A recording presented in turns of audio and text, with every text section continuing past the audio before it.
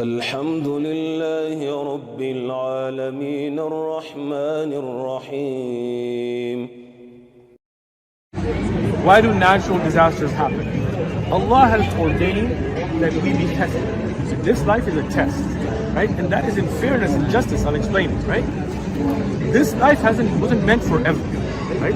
We are just passing through a stage.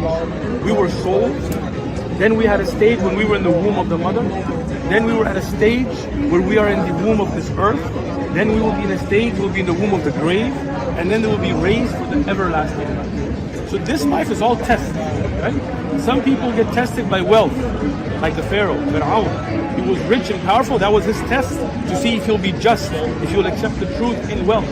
Some people are tested with being poor. Some people are tested with health by being sick. Some people are tested by strength. Let me ask you a question. The test isn't always fair. Of course it's fair. Why is it not fair? It's my religious hat. Don't wear a religious hat. Just go with it. Yeah, just go with the flow that says God is unjust, right? Of course. So let me give you an example. Everything he does is just, right? Of course. So do you have... Yeah, like why Of course. Let me explain it. Let me explain it. Yeah. Look, Allah, you don't have a contract with Allah that you will have wealth and health and all of that. Whatever Allah gives you is from Allah, right? You don't have a right to that, right? Yeah. And whatever Allah gives you, you will be held accountable, right?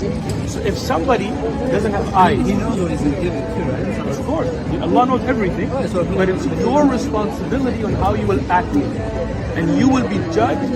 He's not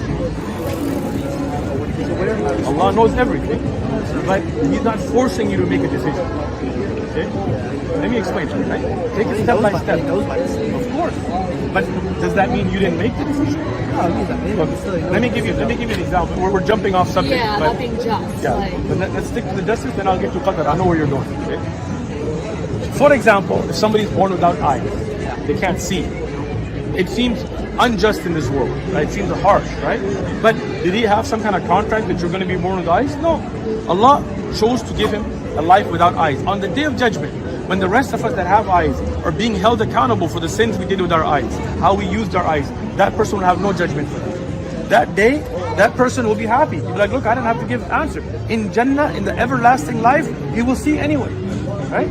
So the things we see as unjust is because we don't think of this life as being a test. And every hardship that you're born with or are in will give you an ease. Yeah, but you have people that are born with hardship, that face hardship. Of course. They die with hardship. And then what? And then what? After death, then what? And then what? Life here. So, thank you. In this life was harsh, right? Yeah, so and if in why those is the harsh life? excellent, let me explain. If you had those hardships in this life, and it saved you from the hardship of the hereafter, right, for everlasting life, was it just? The reason you're thinking like that because you're only thinking of this life. Living your whole life, you're not thinking about Your whole life is how long? 70 years, 100 years, right? How long is the hereafter? a kid that went through an atrocity at Sure. 10 years. 10 years of hardship, sure. The Prophet ﷺ told us the person who has the hardest life, the most difficult life ever, the worst life of humanity, if they're even given a single dip in the paradise, not a minute, not an hour, not a day, a dip, they will not remember a single hardship. Like when we go through tests in school, it's a hardship, right? Why do universities put us through that hardship? But it gives us the reward in the hereafter, right? Yeah, but the reward there, it's not like someone knows for sure there's a reward. We do know for sure. Haven't you read the Quran? No, I'm saying people that have died don't know that. It's not like, What do you mean? the Whether they die knowing or not, you think they won't be raised on the day of judgment? They will be. But Okay. I'm saying their life here was so much suffering. Sure. But that suffering, if it saves them from the suffering of the hereafter, let's say somebody dies underage, right? We believe that children are on fitrah, on the true belief, that they will not be held accountable, even the children that are not Muslim. But if they died before bulugh, they will be in Jannah. So wasn't that a benefit for them? Will they have an everlasting life? See, the thing is, people don't see the hereafter. They only see the world. It's like as if you're judging life just by an examination hall. Like, you know, when you're sitting and taking a test and you're stressed out. My argument is that the test is not simply just for everybody. But it is, because everybody is judged in accordance to the abilities they're given. So if the judgment was the same, meaning everybody is held accountable for eyes and ears and skin, and then somebody didn't have eyes, that would not be just. But we know Allah is just. So when you have a certain hardship, let's say you were a little child and you never grew up, you died as a child, then Allah puts you in Jannah with everlasting life. That is just, right? If you were in a place that never heard about Islam, that never heard about Allah, and Allah threw you in hellfire, that would not be just. But we don't believe that. If somebody is given that, then Allah takes that test away from them, right? And that is why Allah is all just. The term Sufi is not in the Quran, it is not in Hadith. The Sahaba, the companions didn't know the term, right? This was developed later by a group, most likely, as historians tell us, that some people, they wanted to live a harsh life, so they started to wear wool, suf.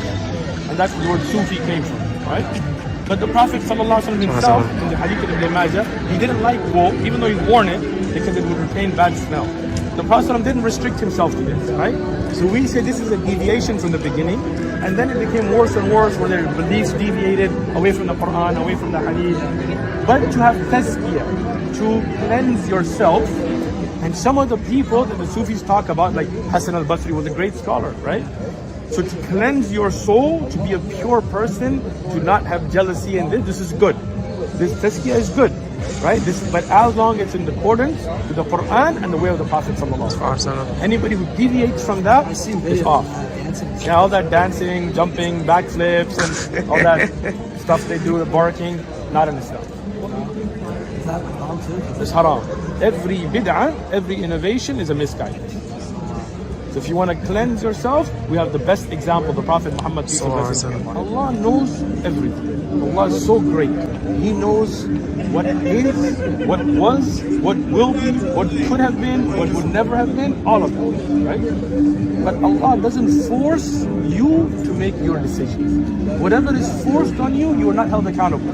Like if I'm forced with this skin color, this will not give me reward or harm. If you or you or you or you are with a different skin color, it does not make me closer or further from God. It doesn't make me better or worse, because that's something I don't have a decision. If it rains today or it doesn't rain, that's the will of Allah. I am not held accountable for that. Yeah, but you wouldn't say my decision is the will of Allah. Let me get to it. Allah gives you choices, right? And you will make that choice. And you will be held accountable for your choice. Okay? Allah does not force you to make that choice. But from the greatness of Allah is that He knows what will happen. I'll give you an easy example. Okay? Let's say I time travel. Yeah. Right? And I go into the future. And I see, I'm just using an example, I don't get offended, right? I see you slap him unconscious, right? You just stepped on your toe, you were like, those are my new shoes, right? You slap him. It's a joke. That's what you want. It's a joke. It's a joke, right? Let's say that, right? And I come back now, right? I have seen this will happen.